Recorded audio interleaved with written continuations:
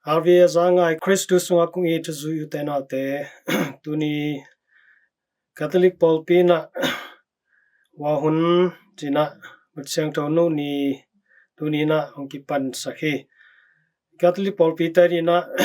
wahun pe nisom li sungia ini som li sungina itena paska tutuk te hi tupai suigim tuang na te itena hi nisom li sungin ilungai thanidi de na bo sakai hi nisom li na nirang lai Israel mi te senelgam sunga kumsom li sung ton tung anom na teu phok sak bek thamloin topai su ma men jong senelgam sunga nisom li le zan som li sung antangin tu nganin omna tu te hong phok sakhi tunina e Catholic Paul pi na zetan hun ki panin vut siang tho nu na te zong inahi hi vut siang tho ikino tak changin hi vutina ite bang phok sakhiam chile emihing te na ite nun tang na emihing pumpi pen lei panina apiang hiya leya cha ki di te hi na hong phok sakhi hi vut te na beisa singyang siang poi lai na itena illa pai ni su hiang a ing dik dek a hing dik dek te tuina keuta to keu bek tham loina mei to halin to vute akinu hi toina ite bang phok sakhiam chile ite nun tang na te hunkhat laina hingin nungta in hima ta sele hunkhat tak changina kewin vut le vai asok di china zong ong lakhi ai zongin itena hi ite nun tang na ileitung nun tang na abe hangin ite dina lamet na hi to lamet na ina to pai suina hi paska tutuk sunga yimna atwa na te singlam te apong na te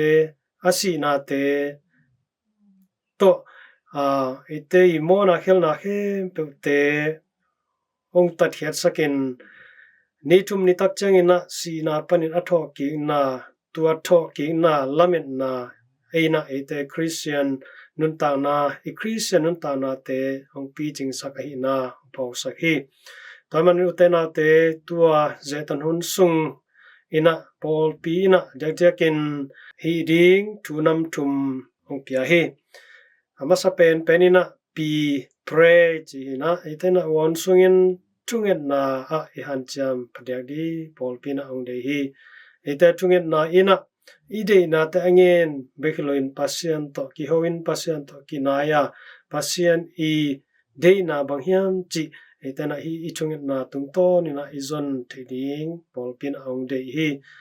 ani na zong pi khan mai toina penance china mona dan lo na hi mona dan lo na chi tak changin itena mona helna inei na te tung to in kisikin tai kisik na tung to ni na na hoi na pha te ibol te ding hi kisiking na hi taki tak changina athum na na se phoi sem na alms giving china chit piang na Paul pina ai nei te den ong de hi chit piang na chi tak changina abe sa hunin zong pe thei khama ria ai zongin tu ze tan hunina phatia ke na itena thupa bolina mi te tunga ipiak di mi te tunga akisam phatia mi te tunga ite nek all ite izzat all ina mi te tuidu dang tang mi te tunga ipiak thei ihu thei di pen tu wa hun sung Paul pina ong de ong chal phadia hi wa hunung tun tak changin itena lung neu in lung kia in da in chi bangina zong ki om thei kre bang yam chi le ze tan hunai manin Paul khatena hi ze tan hunina lung nuam lo chi bangina zong thei khadi hi ze tan hun pen bangina lung nop lo huni lung nop huni zo hi mahang yam chi le e te rina paska poi pi to pai zi tho ki na paska poi pi ibol te nei na etena ipum pi lungsim kha te ikipua phathon hiya hi hun sunga hoi takin kipua pa ina i omale to pai sui tho ki na poi pi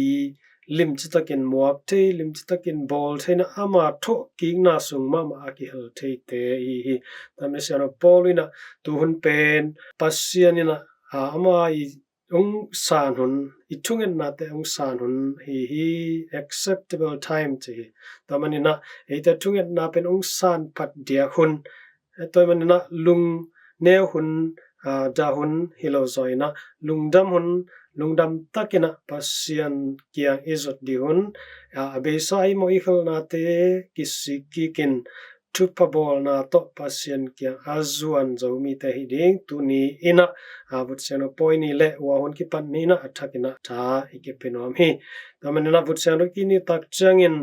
nangina leipan na pianga leya na cha ki ni hi china sampi pana onge na te zong lungai ki di hang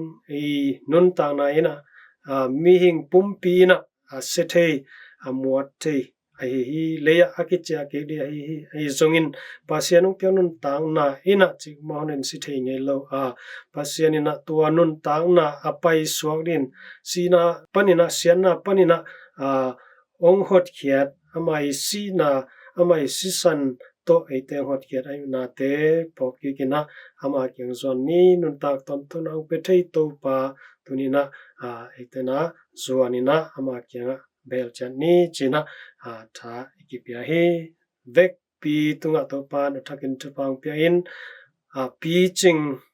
che tan hun te nom takina azang theidina to pan to pang pata hen